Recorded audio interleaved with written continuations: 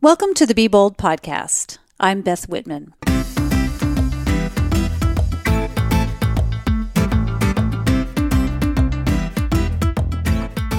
Hi, folks. Thanks for joining me for another episode of the She's Bold podcast. I'm back in Seattle after spending the last couple of weeks in Morocco, and I was there researching for a future wander tour that I'll be leading. The inaugural women-only trip will likely be in the fall of 2020. And if you're interested in joining me on that tour, send me a note at beth@wandertours.com so I can let you know as soon as details are available. That trip will sell out. I've had so much interest in it, so you need to make sure that you are on the top of the list if you're interested in that. If you'd like to check out my adventure, you can see photos on my Facebook page. Just send me a friend request if we're not already connected. And follow me on Instagram, where I am WanderGal. Okay, today's conversation is with Dar Williams. I've been a fan of Dar's since the late 90s when I first heard Cry, Cry, Cry. And that was the band and the eponymous album that she recorded with Richard Schindell and Lucy Kaplansky. And I'm actually pretty sure that I still have that on tape somewhere. I know it's buried. I've got tapes. I have lots of tapes. I'll have to dig that up. Dar is a singer-songwriter with about 20 or so albums to her name, as well as several books, including her most recent, What I Found in 1,000 Towns. She is a great observer of culture and human behavior. And what strikes me most about her music, her recent book, and this conversation is that she is quite the optimist. I think that someone who is such a keen observer could easily fall into seeing the world from the dark side, but she doesn't. She not only sees the good, but she is also a problem solver. And that's exactly why she published this book, which was born out of her observing towns across the country. It hasn't all been easy for Dar, and in this conversation, she does talk about her bouts with depression and her suicidal thoughts. But as you'll hear, she owns it. She doesn't shy away from talking about her low points or her beliefs, and that right there makes her pretty bold in my book. I know you'll love this conversation with the amazing Dar Williams. Do you have a really busy travel schedule? Yeah, I'm working on making a list, but yeah. What does it normally look like? Or what does it... So let's see. I've tried to count up. I do gigs, and then I lead songwriting retreats, and then some lecturing gets sifted into that. And right now, I was teaching a course one place, and now I'm doing an artist in residency thing where I have to just show up a lot. So, between those things, it's funny. It's always added up to 150 days a year in one way or another. What. Uh-huh. Yeah. And no matter what the mix is. And so I'm trying to figure out if I can teach more. And I realized if I did, I would probably be spending more days working, but I'd be home for dinner. So it would be like 200 days, but still, still like a 4-day work week. Yeah. What it adds up to. Which is not bad at all. Yeah. Do you have a preference? It must be so exhilarating to be out on stage and have so many people just resonating with what you're doing. And I'm sure that there is a similar, just kind of the feedback that you get when you're doing a retreat. But do you have a preference between the two? I love all the work that I do. I don't do so well in things that I don't like doing. So, have you tested that out before? Have you tested something and you said, "Oh my gosh, my energy was not there, and I can't do that again"? Yes and no. It's important for me to try to conjure up the inspiration to do something so that I'll do it. And sometimes I kick myself if I can't find the inspiration to do something. And I think people do things that they don't like all the time. What's wrong with me? But it's just better if there's a flow to it. And so I just do my best. Like if I'm not feeling motivated to do a concert, I just put on my makeup and my dress and my shoes. And by the time I get on the stage, I sort of show up and say, all right, this is how I'm showing up right now. And by the time I'm into my first song, we're there. Yeah. So there's no preference. I really love it all. The thing that struck me as I was really thinking about you, and as I've known, quote unquote, known you over the years, right? And it goes back to like my fan of being a fan of yours goes back to Cry, Cry, Cry. Mm-hmm. And I just loved that album so much. But when I think about you, all these words come to mind. And I don't know what's appropriate or what's not appropriate or what has a certain connotation to it. But I think of activist, I think of feminist, I think of singer-songwriter, I think of folk singer. Do you ever stumble yourself, or do you ever feel like you have to label yourself or come up with some, like a 30-second elevator speech that you meet someone and they say, well, what do you do? Oh, I just say I'm a singer-songwriter. And you leave it at that. I do leave it at that. Yeah, no, that's because that's how I'm known. And it's funny now because there's always, somebody who's kind of delved into the pedagogy more than I have. I'm certainly not the best musician I know. And I am more of a writer than a musician. And so it was really nice to have this moment in time when I said, I've been noticing how towns and cities kind of put themselves together and find their feet, almost like people do. And to sort of be this armchair psychologist to these cities, to be like, if they could just build a bridge here, if they just figured out how to create a common space there. I was noticing that this was sort of a part of who I was watching the way things were put together in cities and what I thought made them successful.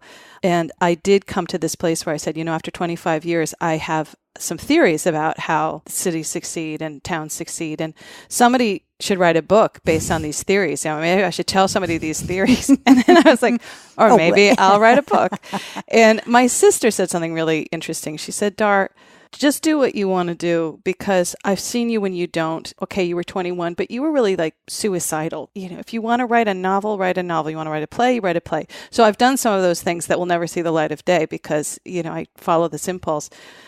With this book, I, sort of showed it to the right people and hooked up with a wonderful literary agent. And he found some people at Basic Books who knew my music and knew enough to take a chance with me. And I wrote that book. And now I'm able to say I'm sort of a person who looks at towns and cities and thinks about that a lot. And that's something I do. And I'm a singer-songwriter. And it's nice to balance things out and not call yourself one thing. Right. So I appreciate your question about what you call yourself. But, for identification purposes, I say to people, I'm a singer-songwriter. That's how you might plug me into the world. And we should say for listeners, it's What I Found in 1,000 Towns is your book. Yes. You said it right, too. Oh, good. Yes, that's my book. Well, let's talk about that for a second, because the book makes me think of it coming out of the activist in you, because you are an observer, and that's the writer. I mean, there's so many pieces there that are Dar Williams. And so you're traveling around and, like you said, gosh, if this town only had a bridge, or if they only had a stoplight, or they didn't have a stoplight, it would change things completely. And you thought you were moved enough to go ahead and to write a book about that.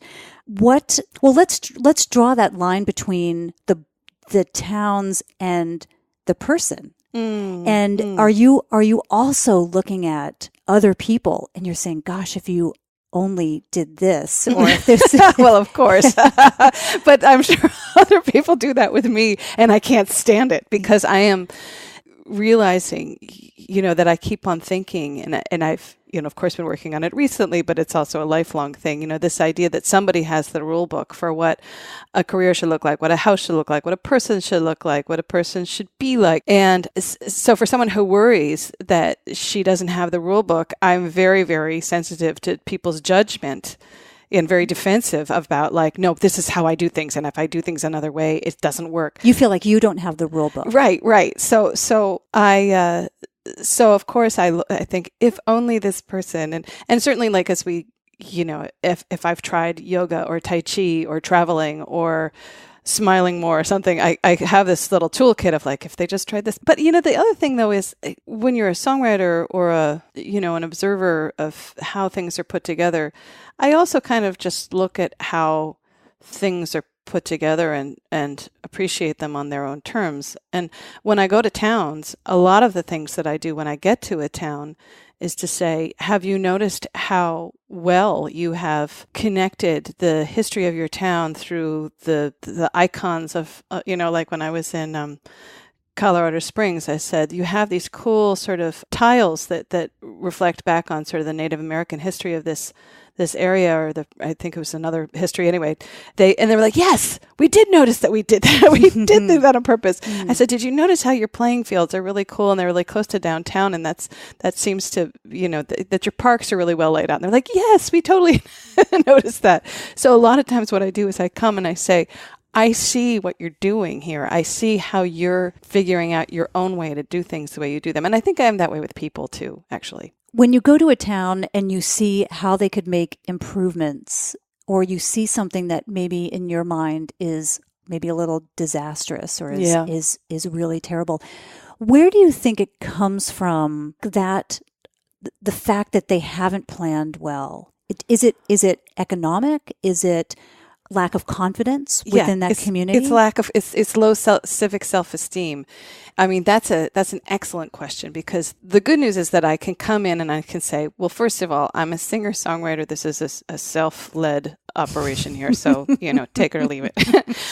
But also, I do have a lot of faith in what my aperture is, what the one lens through which I'm seeing things, which is that there's this thing that I call positive proximity, which means the experience of knowing that you're going to live side by side with people who are different than you, and seeing that as a positive thing, knowing that you're in a place that has all these different people in it with all their different skill sets, and that you are one of them, that you belong and you want to participate and contribute. And you are also pulling in and accepting and creating access points for other people to belong and participate.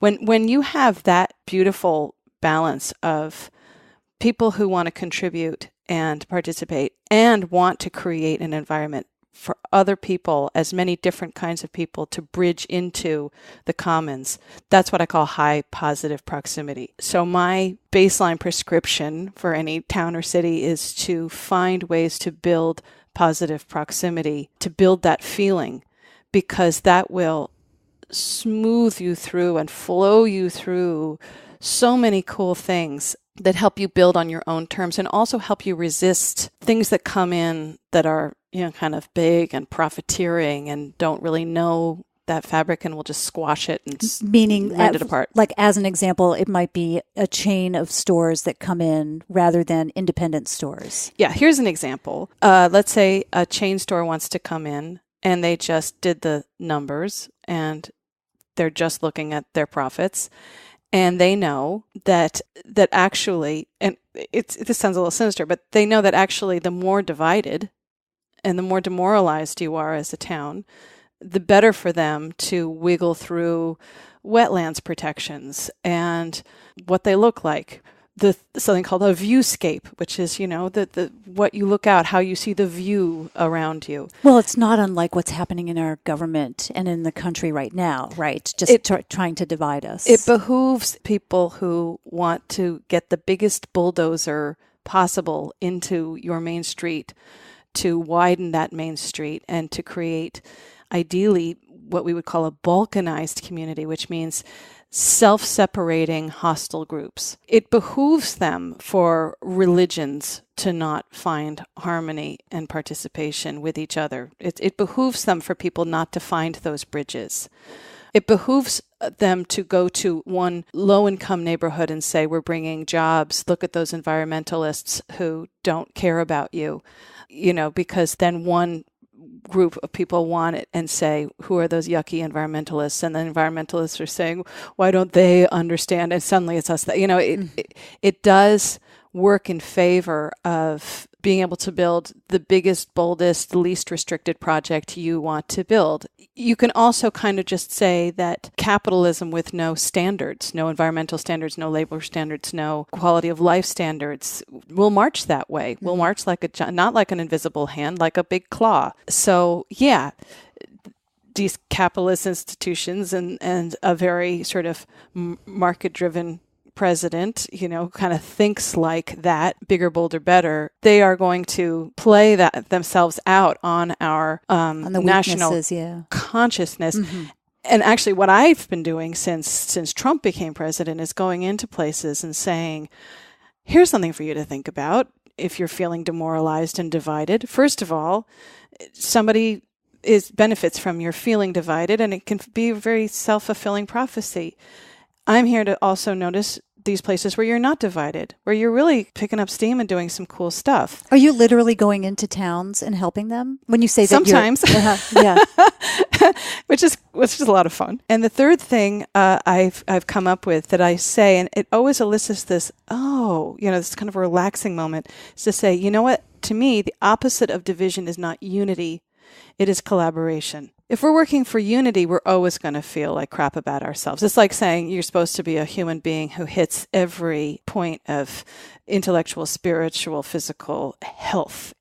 That's just not going to happen. So, but we collaborate with our psyches as individuals, and we collaborate with each other in communities and find our way. So let's look at the way we're collaborating, because actually I'm finding that many, many towns, many more than we give ourselves credit for at this time in history, are finding a hometown pride. And I think it's because of the local food movement and people cleaning off their waterfronts, because we've cleaned up the water, so people aren't afraid of having poetry readings by polluted rivers anymore. It's because of the way people are inviting art centers into their towns. We are at a kind of a 21st century ideal, maybe, of having a hometown pride and a worldly welcome. So we don't have What do you mean a worldly welcome? We don't have the hometown pride at the expense of welcoming in new people, new ideas, new cultures, and a sense of plugged in awareness with the rest of the world. So you believe that despite what's happening now in the country, Yes. like in terms of a border wall and that sort of thing, and and a lot of people not wanting immigrants to come into the country. Yes. Where are you seeing that? In towns and cities where they have, let's say they have a garlic festival. And actually my joke is, people say, do you think you're really going to save the world by having a garlic festival with all of the racism, the division, the inequality, really? And I say, kind of, yes, I am kind of saying that.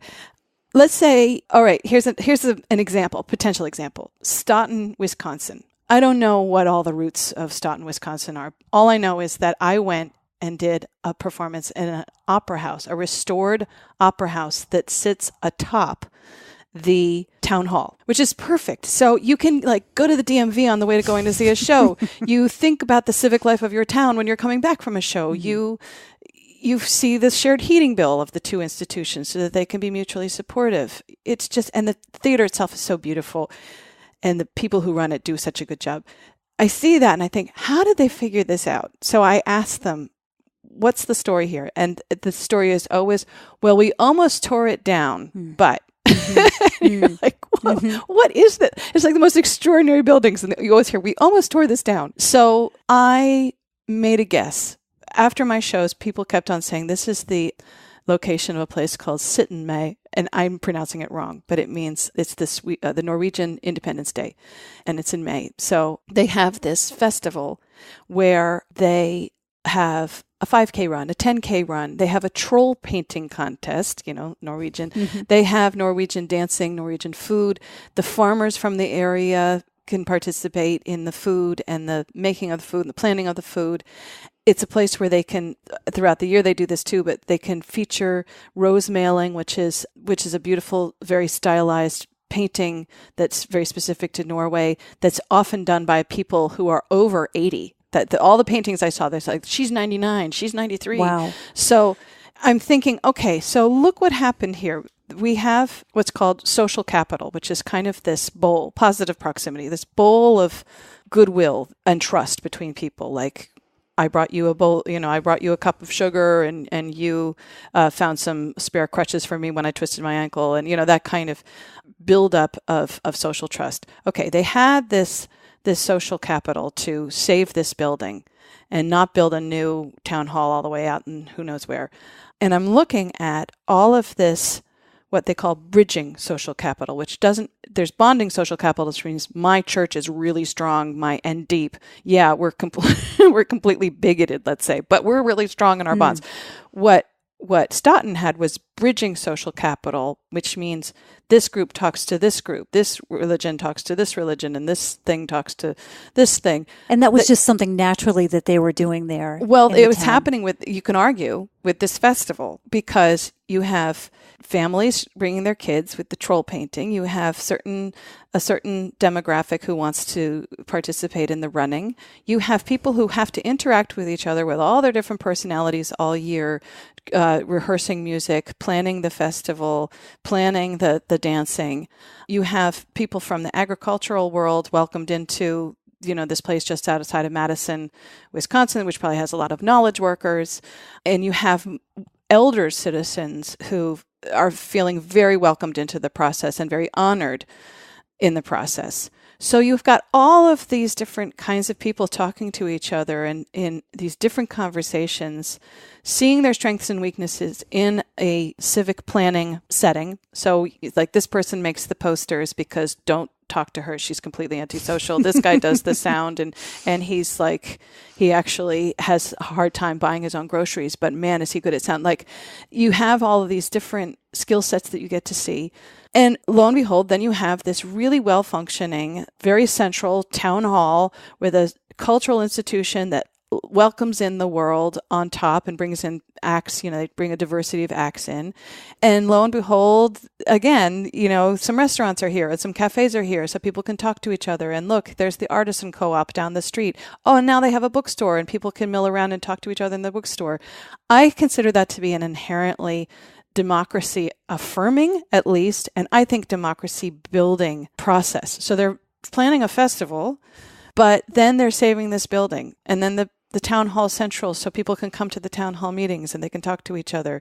And let's say then something's coming over the hill, some marauding army of a business or a person who would benefit from somehow people not getting along. They'll see it coming and they'll say, this is who we are. I mean, it's diverse, it's blobby, it's all over the place, but we see you coming from a mile away, and that's not who we are. And if you're going to build a development, a store, it's going to have to be in accordance with these things that we have isolated. And we're going to be able to build a website and make some posters and show up in town meetings to really demonstrate to you how organized we are so that we can keep this town on our own terms. That's an ideal. It's in the narrative out there of everybody's so separated, everybody's so divided. This is kind of a standalone example of things that can sort of reweave the fabric and create more confidence in that democratic process.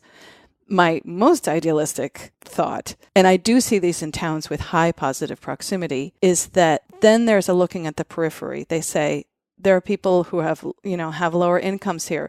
There are members of communities that we would call like minority communities that are getting stopped and frisked. And we feel like that's discriminatory and humiliating. And because we are this town, we're looking at the periphery of who might have not had access and saying, well, they're in this town. How do we create the access and give them the resources that they want and need? And also, you're easier to find. If you're feeling disenfranchised and you have a town that's really there, you can go to something and say, this is a problem. How can you help me solve this? So I have a very strong faith in the civic potential of positive proximity. How long have you been seriously looking at this? You mentioned 25 years. I'm assuming 25 years of touring.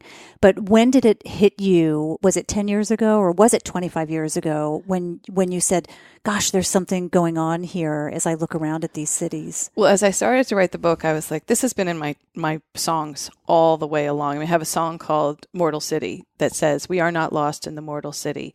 And the two characters in the song are a woman who says, everybody's so fragmented, I'm so lonely, nobody talks to each other, so cold. And this guy's like, we all chose to live in a city. We could have lived in a forest. We could have all lived in tree houses, but we chose to be in each other's faces and that story specifically was based on Philadelphia having an ice storm, putting out the APB on the radio and telling people to turn off their electricity.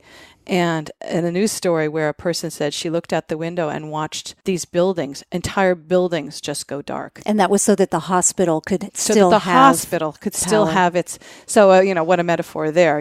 We want to preserve life. We want to keep that, our citizens alive and healthy and save the power for the life. What's so cool about that is that it was businesses. It wasn't just apartments. It wasn't just me unplugging all this stuff and turning out the lights and lighting up my candles. It's businesses saying, oh yeah, we are Philadelphia. We're going to go dark. We're going to go home early and do all these things to make sure that to help the community generators are getting all the power they need. So it was there all along, that interest in how people kind of figure that out. And that was one of your first albums. It was early, right? yeah. However, I was at a dinner with some friends, and my friend was talking about this Harvard study where they say that proximity determines our relationships. And my first response was very much torn from the headlines.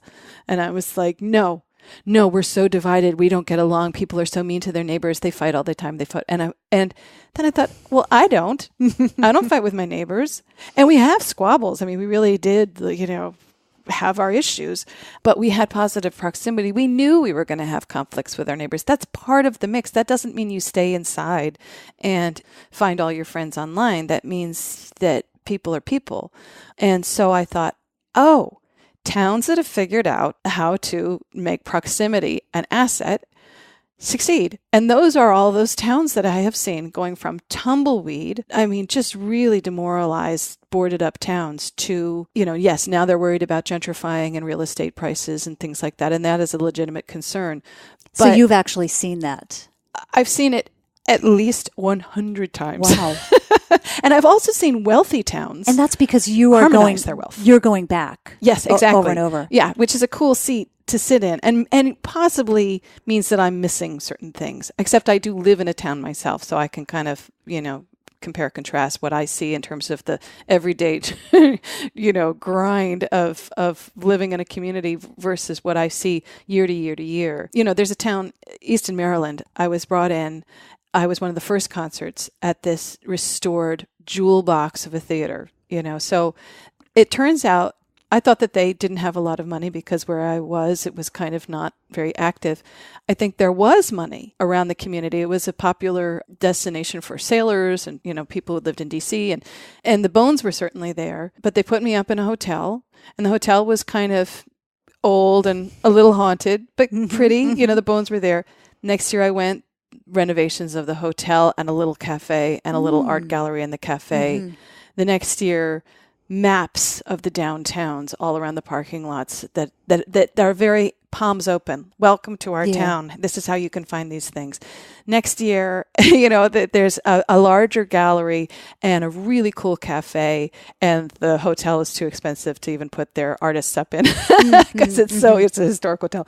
And now they've added a second performance space on top of the place where I perform for Black Box poetry reading, smaller performances. And they have a plein air painting contest that's very well known, which means you set people up outside in certain locales and tell them to paint for 3 hours, and then you have a jury thing. So they've the civic life of the wealth and the civic life of this town has been poured into a downtown. So people are walking their dogs and they're talking to each other, and you can watch that civic fabric start to weave itself up, instead of there being what I call the piñata, where, some people have the wealth and you just wish you had a stick long enough to hit the wealth to bring, to break the goodies down into the downtown, but you don't know how that's going to happen. It happened in Easton. So yeah, I got to see that year after year, and I'm a cheerleader.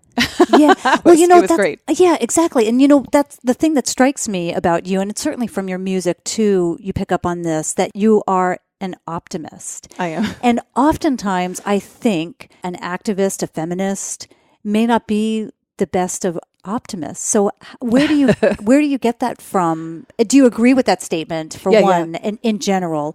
And then what makes you the optimist? Like, where did that come from? Was that family of origin, or was that something that you developed over time? I'm probably sunny as people go.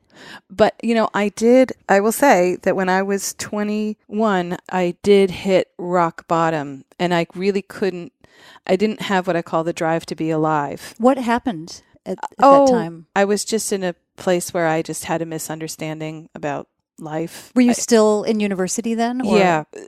I went to a shrink, and she said, you're an artist, you're a woman, you're politics, and you're a college student, and all these things. There's so many things that you have in your life that are, oh, you're a Buddhist, so there's so many things in your life that are good to turn upside down. It's good to turn things upside down to get a better understanding. It's if you have a lot of wealth, it's good to turn things upside down and see what it might feel like to not have wealth. It makes you a more generous person. I know that's important to you. Art is all about turning things upside down and sideways and seeing things from different angles. And even being, a privileged person, it's important for you to turn things upside down and see where you're turning that into entitlement and not, sharing your resources. I get it. And as a woman, I always want to be very accommodating of other people and, they say, Gloria Steinem said, women over-respond to external feedback and men under-respond sometimes, as a tradition dictates. So she said, I see you turning yourself upside down, being very accommodating, being very flexible, but you have to decide who you are. And I was like, oh, that's just fascist. And I think she and I and I said, well, okay, we can try, but I don't think there's really anything there. I'm just what everybody needs me to be. And is that what you were feeling at the time? Yeah. And the interesting thing is that we did this dream analysis, and it was bizarre because it was like, wait a minute, I wrote a song about that. I wrote a play about that. It's like my soul had been there the whole time, squeezing itself out through these little art projects and term papers and creative projects for classes. I had a self in there that was asserting itself and saying, wake up. And I think that my depression was, my suicidal ideation was possibly the anger of my soul saying, I'm here and you are doing everything you can to not pay attention to me. And it just made me a very self-destructive person. Do you think that happens across the board? And I know it's really dangerous to say that anyone who's depressed or suicidal, that's where it's coming from. But do you get the sense from talking to other people that is at the core of it? Well, I had a friend recently who was depressed, and I said, well, depression is anger turned inwards. And he goes, no, I don't believe that. I'm like, no, I mean, that is, according to many people, that is the definition of it. I'll say this. A lovely person was going to open a show for me, and I know her a little bit. And she said she was in fetal position before her set. She almost couldn't go on. She was so depressed. And I said, okay, quickly, who are you angry at? She goes, my mother. And she goes, oh, but I can't be angry at my mother because she's going through so much. And I said, a lot of, it's why I called my first album The Honesty Room. A lot of what we feel and what we think about things is just there. And so go to the honesty room. Like, what are you feeling? It's not, should you be feeling this or not? Who are you angry at? Who outside of yourself? It's okay. You're not really angry, and I'm sure that you're not going to scratch their eyes out. But let's just, as an exercise, how can we externalize this? It sounds kind of petty saying it out loud, but it's like, how do we get it? Something's angry. It feels sad. It feels depressed. It feels lethargic. But I do think, and also the other side of anger can be fear, so even anger isn't just a pure thing. But for me, it was really getting out a whole lot of anger at the judgment that I felt all around me at a very sort of high-functioning, fantastic, and I realized later, very wealthy, like a lot of very wealthy people who could sort of try on the wardrobe of looking cool without really doing the work. Part of it was getting out those that don't judge me, push back stuff. And the other was building that sense that I did have a soul and a self in there that was growing and changing and had a right to do that, to grow and change and be. So it was concurrent. How did you find it back then, and how do you find it now? Like what's your, obviously, again, you're a writer and this stuff is going to come out in that way, but are there, do you get up in the morning and do you meditate? Do you journal? Do you sit and look out the window and just let things come to you? What's your method? Well, that's two things. I mean, one's the creative process and the other is sort of how I get through a day. Back then, I had a series of dreams that were, as I said, reflecting things that I had written about creatively. And writing about something creatively is kind of like putting your weight down on something, but without giving it too much weight, like without the stakes being too high. and because you're just trying on a voice, and You mean before you share it with someone? no, even when you share it, like I wrote a thing called The Muse, and it was about a very destructive muse, basically encouraging a woman to be very self-destructive. And the woman finally saying, you know what, I don't care if I don't create things for the world. I don't care if I'm not contributing artistic products to the world. If this is destroying me, I'm not going to be an artist. And the muse saying, you realize that you're letting people down. You realize that you're not going to be fabulous. You'll be forgotten. You'll be lost.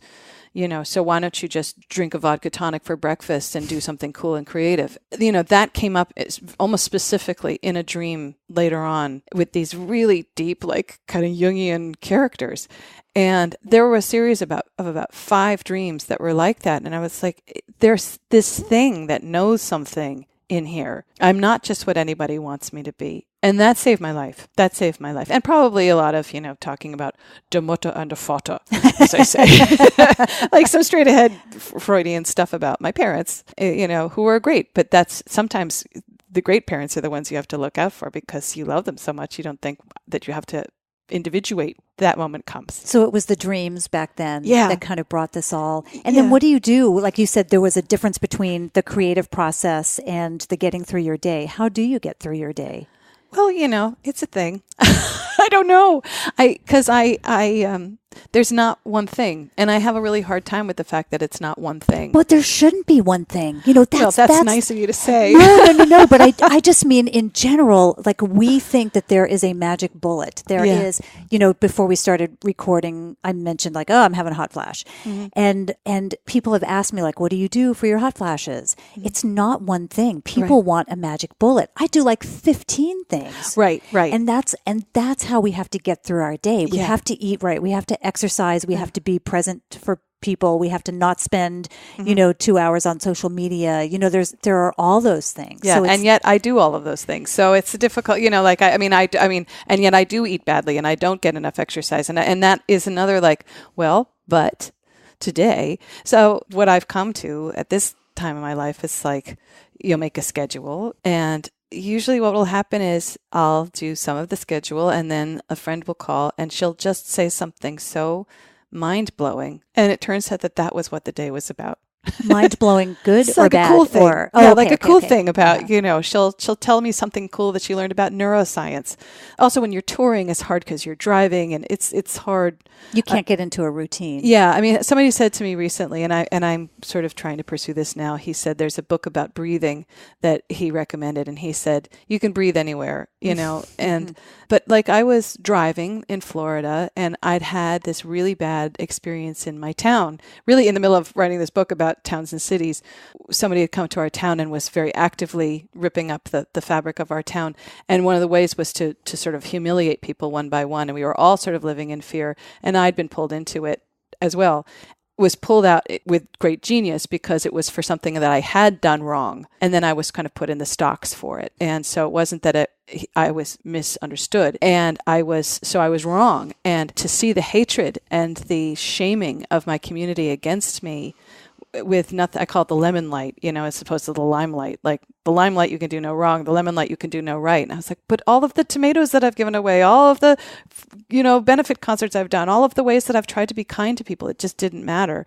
And that was the only time that I had been actually suicidal since I was 21. I just wanted to jump in front of a truck all the time. And so I talked to a friend a year later. I said, it's a year later. I still have some from it. What is that? And she said, oh, that's the amygdala. That's the almond-shaped piece of your brain that is the mammal part where you're afraid that you're going to be stuck on the edge of the herd or left behind or left in the woods to be eaten by the cheetah. Self-preservation. Yeah. And specifically this idea, what I realized about shame is that it is, you can feel guilty and say, oh, I didn't do right by this situation. I feel guilty, so this is what I'm going to do next. Shame is more like, I didn't do something I was supposed to do, and I was a disappointment to my species. So that day, she told me about the amygdala, and learning about the amygdala started a many-year-long exploration of an interest in what the amygdala is. That's what happened that day. Yeah. Have you read Brene Brown's work on shaming? Everybody tells me to. No, I did read the book, So You've Been Publicly Shamed, which I thought was fascinating. And no, there's a bunch of things that I've been pointed to. Monica Lewinsky's Oh my TED goodness, Talk, apparently, right. and I haven't heard that. And, you know, right now we're in a thing with a scandal about people who paid to get their kids into college. Yeah. Two of them are faces we recognize. And so they are being, as the punishment for being public figures, as opposed to the tons of other people who are involved in this scandal, they are being pilloried. They are being put up into the stocks, and their face is on they're pretty too. It's Felicity Huffman and so they're put on the cover, you know, and it's such clickbait. And I see the encouragement to publicly shame these people. It gives me such a good understanding what I went through. Now I understand what Monica Lewinsky was talking about. I'm sure I'll gain more insight. So no, I haven't read Brene Brown's work, and I should, but that was all my roundabout way of saying, I'll just look back on the day and say, what happened today? And I'll realize, over time came to realize, you know, maybe I ate well, maybe I took a long run or something. But really what this day was about was this cool thing that I learned. That's how I gauge my growth and identity. And that seems to work. That sort of radical self-acceptance of this is what the day gave me, and let me be grateful for that, as opposed to how well I ticked off the to-do list of how we take care of all of these different things. Alice Walker once said, you really need a ritual, because otherwise this world will eat you alive. And I think I do in my own way, but it's not a straight shot. You know, even the grape shot is erratic in terms of if I'm drawing on all the resources I can in every day. But that's me. Yeah, you're doing your best. Yeah. Mm-hmm. Hey, I do want to talk about, just really briefly, the two women who are in the news right now for the college scandal, because I saw that just come across my Facebook feed, and I was like, what is this? And I really thought, like, yeah, it's too bad. But of all the things that we are infuriated about right now, that's it, because we have so much that we should be ballistic over. And that's what's captured us. Well, yeah. And not to give them a pass, but oh my gosh, why can't we rally that behind things that are truly affecting us? Yes. And or what I love is when a person writes an article that says, hey, this is a really good opportunity for me to say there's a great study that happened that says it's not where you go, it's how you apply yourself when you're there. And I just thought, okay, this is gold, because I can see why people who have seen all of the perks and benefits that people get, it's another kind of social capital from going to Ivy League schools and stuff. When they see this and they think, I'm trying so hard to get up onto the next rung of social mobility that my class, race, gender, whatever has pulled me back from, this is infuriating to me. It's so nice to see a larger discussion of what that pressure pot is, why people from one institution will have so much advantage over people who have had, gone to other institutions. And is that really true? And so the larger conversation, I'm like, I don't want to see these pretty ladies' faces. Like, like I want them to go on and have their life and learn their lessons the way I learned my lesson from being publicly humiliated and figure this out. But I love the larger conversation of what it means to go to college right now in this country, and does it give you an advantage, and why doesn't it? And it's that looking at it from all vantage points stuff. Dang, there's the optimist again. Yeah. Oh gosh, it's really it's there. It's good. It is good. Oh my gosh, how do you we're talking about depression and something that you dealt with many years ago, and something with this whole shaming thing that you've had to deal with, and this whole thinking about being an optimist. Like, how do you stay informed? You watch the news, read the news, and not let it bring you down. Because I'll tell you, I have to just shut down sometimes because it does depress me. And I can tell when I get caught up in a story or an event that I'm refreshing. And I think, man, I didn't get as much done today as I should have gotten done, because I was waiting for the hurricane to hit Cuba, or the Florida Keys or something. And I want to know what's going on. How do you maintain that optimism, that focus for your work, for your books, for whatever it is that you're working on, yet stay informed. Yeah. I do have a strong feeling about that because I wrote this book that has to do with towns and cities coming up, and I see the narrative of division coming at us from all of these public figures who benefit from us thinking that we are divided. I look for patterns and larger conversations and try to figure out how I can plug into it or not plug into it, because I do sense that there's ways that we can plug in. I'm reading a beautiful book called The Body Keeps the Score by, I just know him, Miss Bessel. He's a friend of a friend. Mm-hmm. But it's a very well-known book. And I'm just so stuck on this beautiful image he created of a little boy who drew a picture after 9/11, the day after 9/11. He draws the whole disaster. He draws it, and then there's this little round black circle at the bottom. And Bessel says, "What's that?" And he says, "Well, that's a trampoline, because maybe next time, if they had a trampoline, maybe people would survive." It's the brain's proactive way of dealing with these things. So I just figure out where I can put the trampoline, even if that's not the answer. Like, how do we continue to build social capital, positive proximity, civic self-esteem, excitements about being on planning and zoning boards and local politics and libraries and schools? How does what I do in the world plug into this thing that I'm seeing? If I was just down in Florida and they were talking about hurricanes. There was a city that I was hearing about that was being extremely proactive about looking at future storm surges and oceans rising and hurricane situations and response. So I will just see a news event and plug it into, okay, well, I hope that they are figuring out the mechanisms and figuring out the stoplights on the sidewalks and keeping, bad developers who don't care about their storm runoff. I hope that they're building that conversation so that they can face it better. And maybe I can go to them and point out all these things that they're doing well so that they can get up out of bed in the morning and march on with the collaborative process of being a community. Like, I will just look for that. And I also look for sort of patterns. It's like Trump to me looks like something else. So, and everything he says looks like something else that's happened before. And of course, it's very disturbing. What do you mean it looks like something else? It looks like something that it looks like leadership that benefits from taking a page from the book of totalitarianism. And the people I know and speak to, explain what that looks like, discrediting the news and things like that. So you start to see sort of patterns in it and you say, okay, this is supporting what I believe or not supporting. This is where we can have some wiggle room.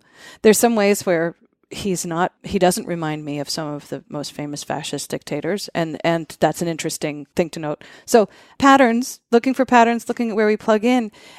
I see a lot of people who are doing that. The division think is a self-fulfilling prophecy, I believe. Does it mean that you're ignoring the news that comes out about Manafort and Michael Cohen and that sort of thing because that doesn't really fit into your vision or your future? I will confess, I am not the kind of person who can watch the hearings. I can't watch them in real time. Again, I'm really interested to see how it plays out. Like, I was just in a classroom and we were talking about radical feminism.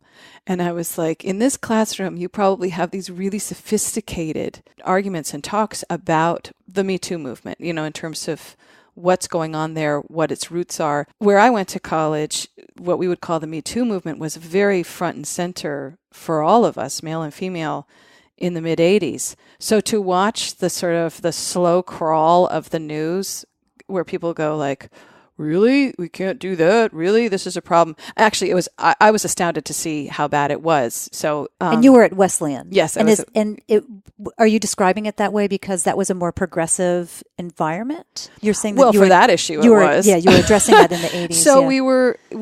we were talking, thinking, seeing, feeling like we were policing each other with our language, with political correctness, with what we call the oppression Olympics. Like, I'm more oppressed than you are. These like white women trying to compete with the oppression Olympics on each other. And so watching where we were learning the language, speaking the language, the admissions department saying, I understand why you've created chalk figures that says a woman was assaulted here right in front of the student center, but it's really hard for our college tours and then can you cut us some slack? And of course the women are like, no. Yeah, tough. Yeah. But so I was there. So I sometimes watch the way the news cycle covers things kind of at a certain pace that optics, telegenic stuff, that capitalism allows. It's like a slower pace than just sitting in your living room, like hashing it out. So looking at Michael Cohen, I might just look at how that acting out of the person, of that script, and watching the way the different politicians one up each other. It's like rhetoric. Yeah, you're not getting pulled into the story of it. It sounds like you're looking at it from a 10,000 foot view. And maybe it's the optimist. I'm trying to see what's going to come out of this. What learning is. I mean, this is one story that I followed closely was at Penn State with the Sandusky trial. So he was accused of assaulting boys over a long period of, or as Oprah said, she said, it's seducing and entrapping, because it's hard to call it. Kids don't know that it's abuse sometimes. But they can recognize. So seducing and assaulting and seducing and abusing, and entrapping these boys. I followed that because I felt as a country, certainly I as a citizen, we were learning about this phenomenon where you say, oh no, you've misunderstood this person. He ran a nonprofit with a lot of boys. And I learned that can be a grooming technique. Lord, I'm sure both of us know people who do an enormous amount of work with kids, who don't have that going on. Right. But I saw, and also he had this whole thing about saying, oh no, how could it be me? I'm just a big kid myself. So it's like we learn what some of those flags are, and we learn as a country to be more sophisticated and attuned to things, and maybe even prevent them or keep them from growing. So I look at where we can make our conversation more sophisticated for better outcomes. And I think, Michael Cohen said something at the end of his thing that John Dean wrote about in the New York Times, where he said, I'm speaking up now because I'm not sure there's going to be a peaceable handoff of power if Trump doesn't win in 2020. And I thought, that's valuable. That's a very valuable thing to hear from somebody on the inside track, to understand. That's a chilling, not very precedented observation for a person to make about a political leader. So I don't just look for the good news. You don't think it's just rhetoric? I don't think that was rhetoric. I don't think that was rhetoric. I think that was a very chilling, this is a person who might manipulate certain things as a way to not let the democratic process go forward. I thought that was valuable. If it's rhetoric, I'm relieved. Mm-hmm. You've done a lot of things over the years. Like you've had your hands in a lot of different projects, like with the book project, and you're obviously very passionate about that. Do you ever release a song, a CD, a book, and just question yourself and go, oh, I don't know about this one. Like, I don't know if I'm going down the right path with this, but I'm going to go ahead and do it. Or do you just feel like, this is me? Like you said earlier in our conversation, this is me. This is what I'm going to do. This is what I'm passionate about. And it's going to be released out into the world, or my words in some way are going to be released out into the world. Yeah, it's the latter. I lead a songwriting retreat. And one of the things I have said is, the worst thing that can happen if you put something out in the world that doesn't really hit, actually just is that it kind of goes into obscurity. I mean, either it lights up or it doesn't. And I had a song recently that I thought was going to light up, and it didn't. So I might want to go back and rewrite it or something. But you don't have any carryover from even the shaming incident that gosh, what if social media comes out and has all these negative things to say about this song? Yeah. Oh, well, that sucks. I mean, bad press is terrible, and I've seen it for sure. You can't avoid it, but you can't avoid seeing it. I applaud people who don't look, but I'm most interested in how people review it, and again, sort of like how it all works. But no, I think that I have a little part of my brain, and I have to thank the 70s and my parents and certain teachers I had, put it out there. If that's what happened, that's what happened.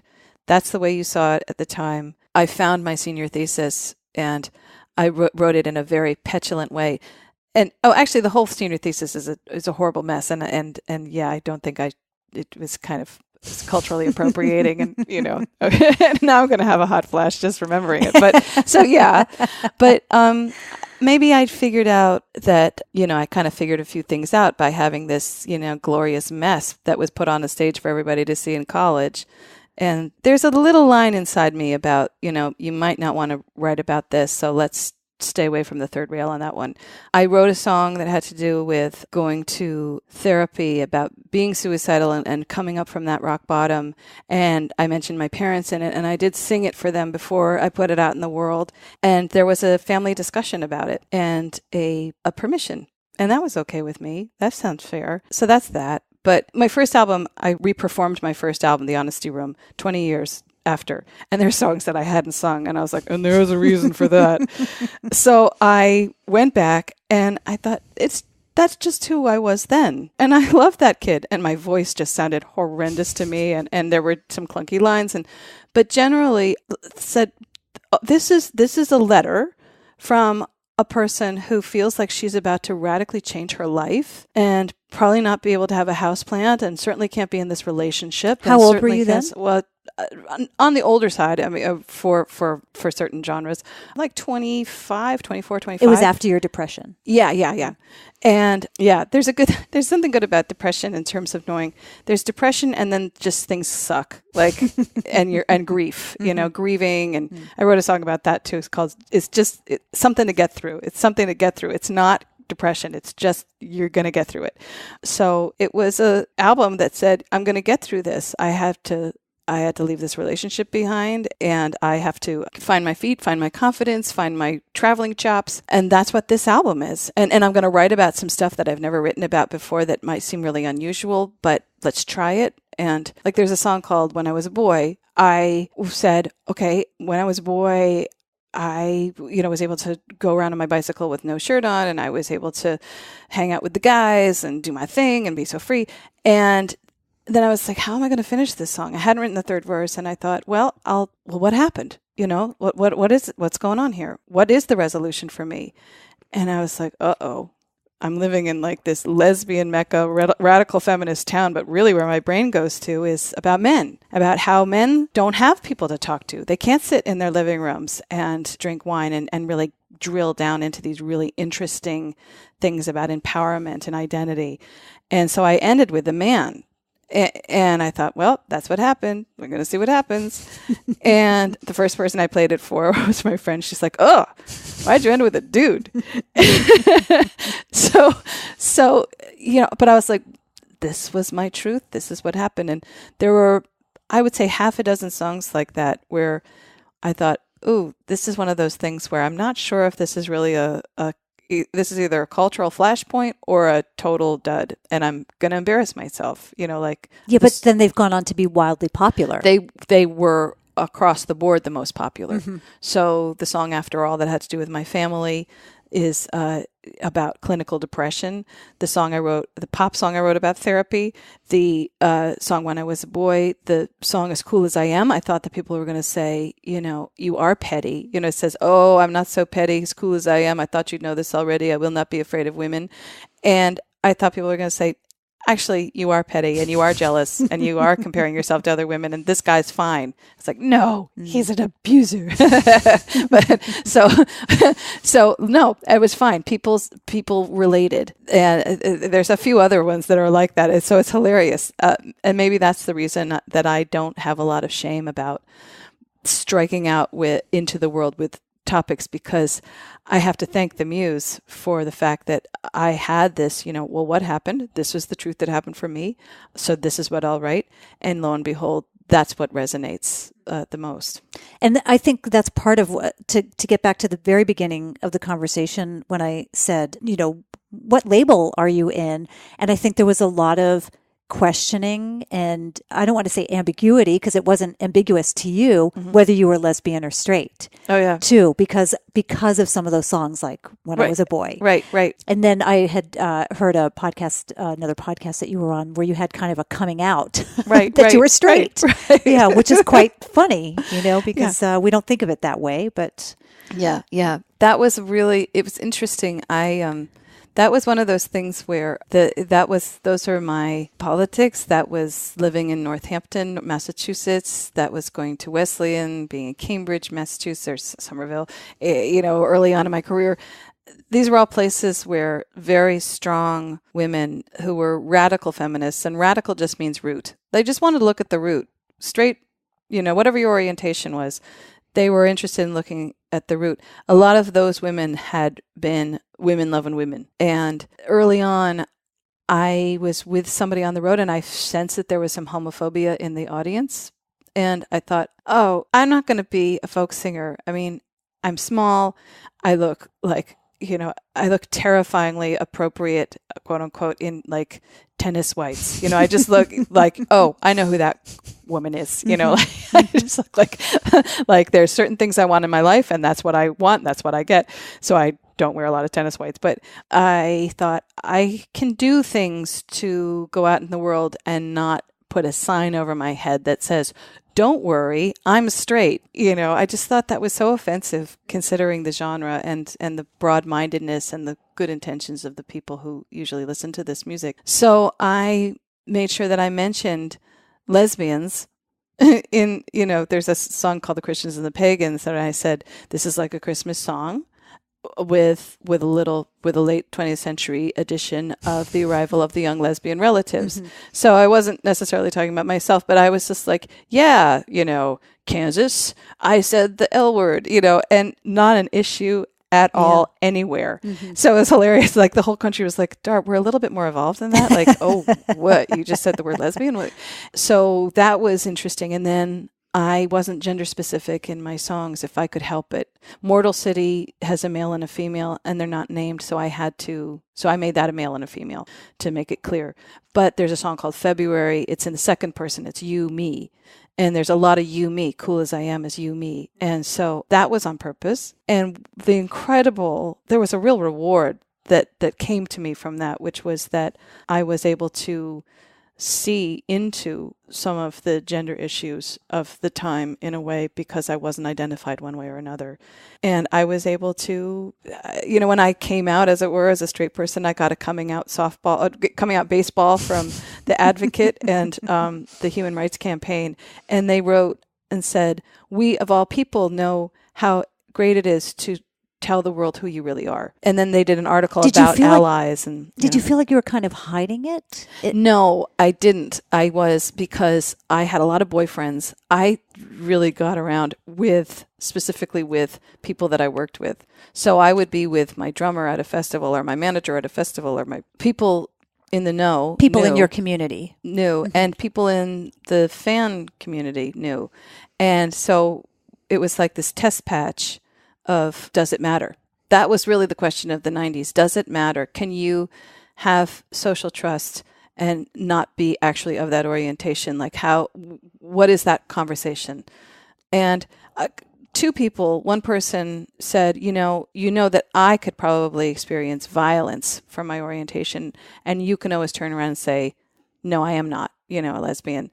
And that means that you have a privilege that I don't have. And so it's not like you're just like us in terms of your ability to know what it is. Right. I thought that's totally fair, and she's right. And another person accused me of trying to get into the almighty powerful lesbian dollar. Oh, yeah. Uh-huh.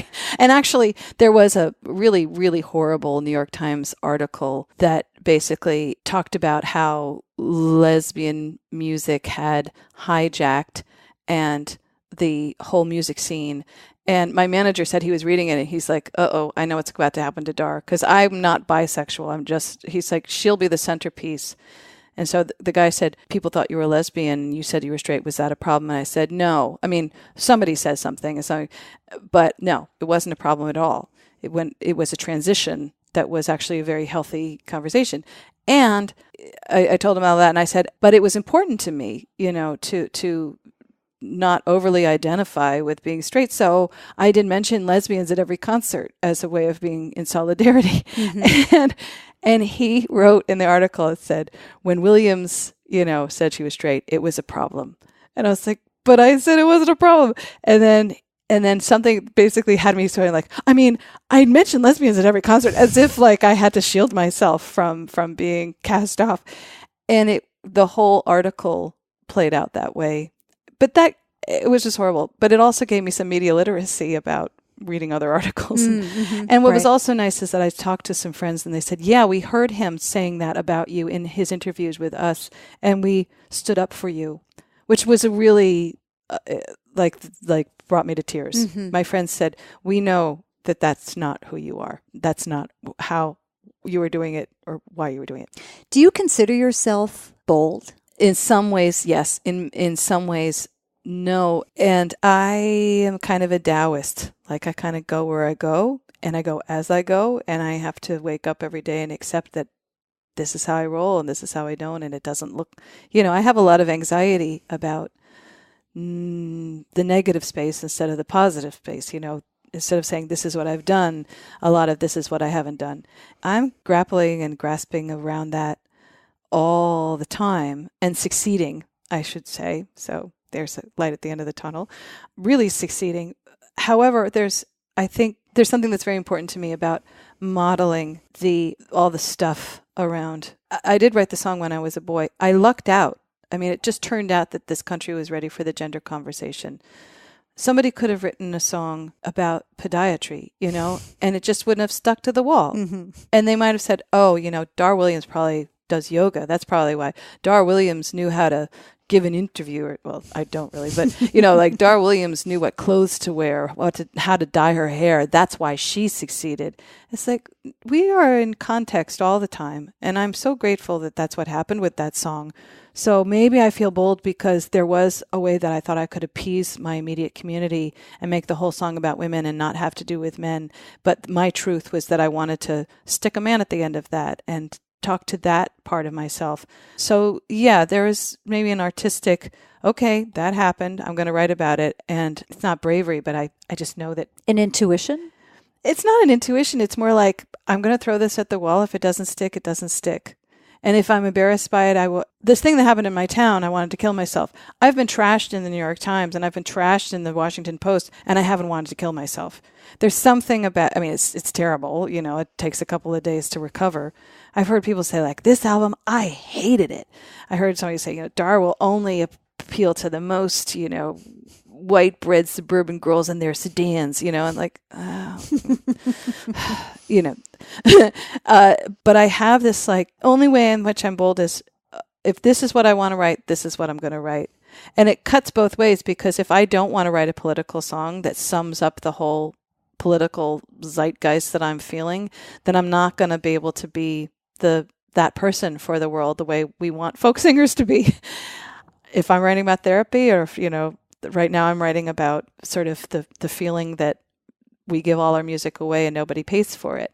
And so where do we locate our artistic inspiration differently now? That's what I'm writing about. So that's the only way I'm bold, is that I write what I want to write. And if it asserts itself and I cock my head, I go, I didn't think I'd be writing about this. Well, this is going to be an interesting thing in the world. I keep on going. In a bigger context, what does it mean to you to be bold?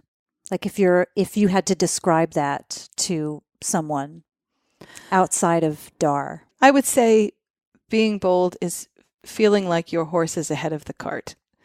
So you're the horse. There's the cart back there, whatever we want to call that cart, whatever it's pulling, whatever it's, whatever you're pulling along, positive or negative. You're the horse. Your head is up, your throat is out. There's no gravel in your shoes. and you're pulling your life for, you're locomoting forward. Right. And if that is, I love the people who say, today I saw a cloud that looked like Godzilla, and it made me wonder if I should go to this movie marathon of Mothra films that's happening next. Like, just the people who just live their life one step at a time, what interests them, what pulls them out.